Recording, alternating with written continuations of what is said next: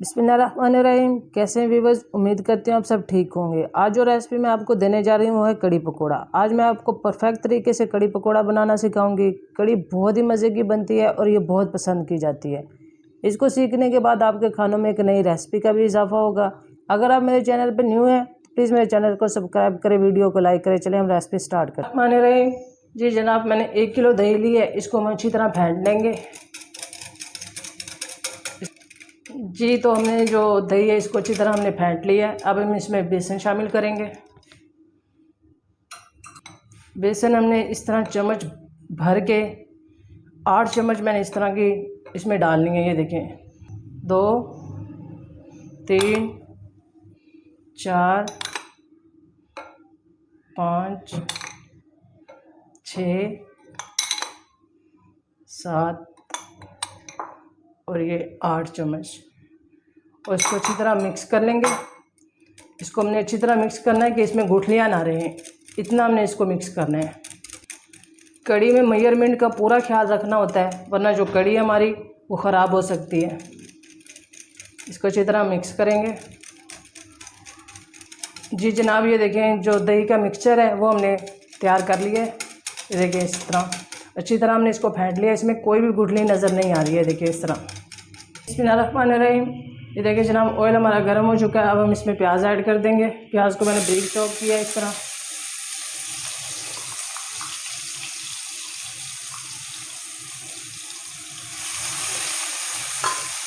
प्याज की हमने भुनाई करनी है, हल्का सा इसको ब्राउन करना है। जी जनाब, ये देखिए प्याज हमारी ब्राउन हो चुकी हैं। अब हम इसमें टमाटर ऐड कर देंगे। टमाटरों को मैं ब्रीक चॉप कर लिया था इस तरह।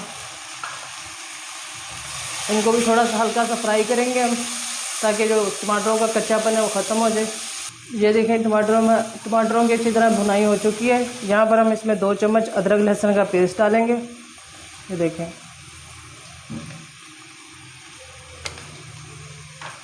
और इनको अच्छी तरह भून लेंगे। इतना भूनेंगे जो ये अदरक लहसुन का जो कच्चापन है वो ख़त्म हो जाए, इसमें से हल्की सी खुशबू आने लगे। ये देखें, ये जो अदरक लहसुन का पेस्ट है ये हमारा भून चुका है, इसमें से हल्की सी खुशबू भी आने लगी है।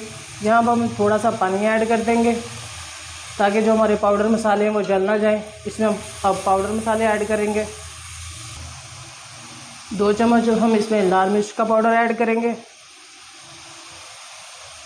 और 1/2 चम्मच इसमें हल्दी का पाउडर ऐड करेंगे। 1 चम्मच भर के इसमें ज़ीरे का ऐड करेंगे, और नमक अपने टेस्ट के मुताबिक, जितना आपको कम या ज़्यादा पसंद हो। और यहाँ पे हम 2 चम्मच हाथों से मसल के जो सा साबुत धनिया है ये ऐड कर देना है, और 1/2 चम्मच इसमें कुटी हुई लाल मिर्च ऐड कर देंगे। मसाले को अच्छी तरह हम भून लेंगे यहाँ तक कि जो ऑयल है मसाले से अलग हो जाए। सूखा धनिया कड़ी में लाजमी यूज़ किया करें। ये जो कड़ी का अरोमा होता है इसको बढ़ा देता है, इसके टेस्ट को भी बढ़ा देता है। यहाँ पे हम इसमें थोड़ा सा पानी और ऐड कर लेंगे ताकि मसाला जो हमारा अच्छी तरह भून जाए, क्योंकि जितना अच्छा मसाला भुनेगा उतना ही हमारे खानों में टेस्ट आएगा, उतना ही हमारे खानों का जायका बढ़ेगा। तो इसमें 3 से 4 कटी हुई हरी मिर्चें ऐड कर देंगे। देखें इस तरह,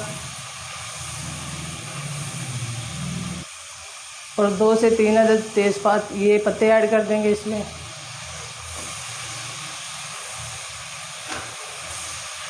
जी यहाँ पे मसाला हमारा अच्छी तरह भून चुका है। अब हम इसमें जो दही और बेसन का जो हमने मिक्सचर बनाया था ये ऐड कर देंगे,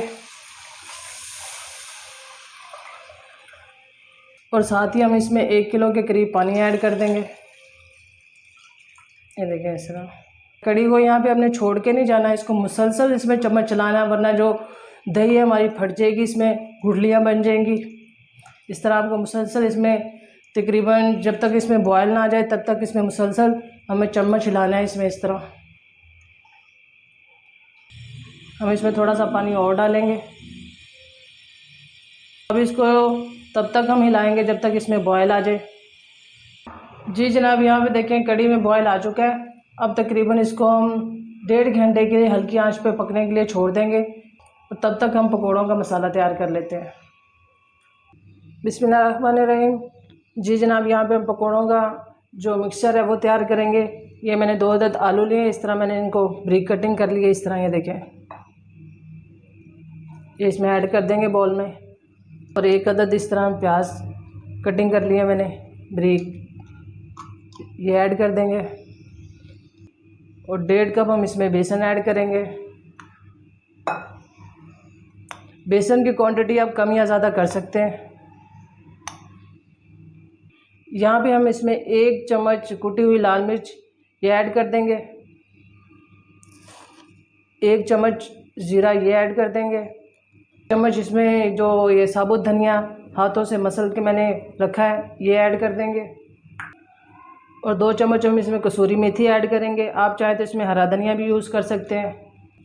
और नमक अपने टेस्ट के मुताबिक, जितना आपको कम या ज़्यादा पसंद हो।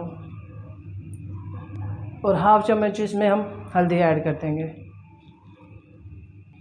मसालों को अच्छी तरह मिक्स कर लेंगे।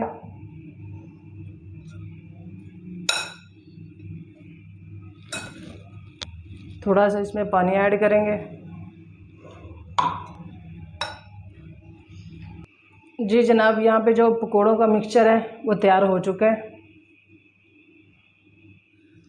बिस्मिल्लाहिर्रहमानिर्रहीम। जी जनाब, एक कढ़ाई में ऑयल लिया हमने, ऑयल हमारा गर्म हो चुका है। अब हम इसमें पकोड़े बनाएंगे। ये देखिए इस तरह।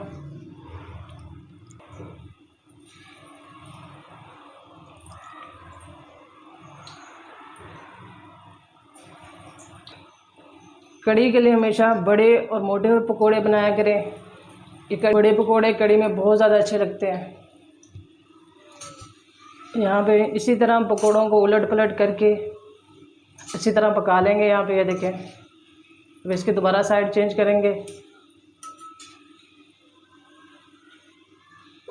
देखिए माशाल्लाह कितना खूबसूरत कलर आ रहा है पकोड़ों का। पकोड़ों में जो हमने मेथी डाली थी माशाल्लाह उसकी बहुत ज़बरदस्त खुशबू आ रही है। मेथी जो पकोड़ों का अरोमा होता है उसको बढ़ा देती है।